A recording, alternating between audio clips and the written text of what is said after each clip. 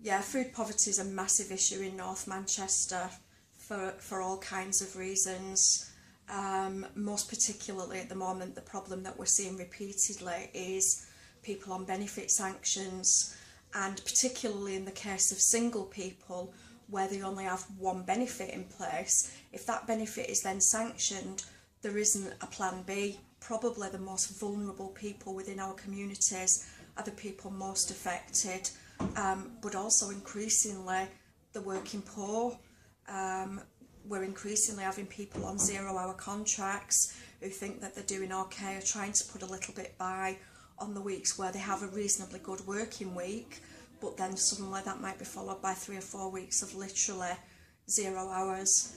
They still feel that they have to make the normal commitments such as rent payments, and there just isn't anything left for food. So increasingly it is families. In recent weeks we've actually had a couple of cases whereby people are waiting for employment support allowance to come into payment. 2 of those guys particularly sadly were HIV patients and weren't able to take medication because it needs to be accompanied by food. Also, people that we found one gentleman at the back of a door just as a result of breaking into the property to do a gas servicing. Had we not, within the next day or two, the story could have been so much worse than it was anyway. We understand that particularly in the climate of some of the television programmes that have been broadcast, there is a lot of stigma around the idea of food banks. Nobody within North Manchester thinks that you're scrounging or that it's easy to go to the food bank.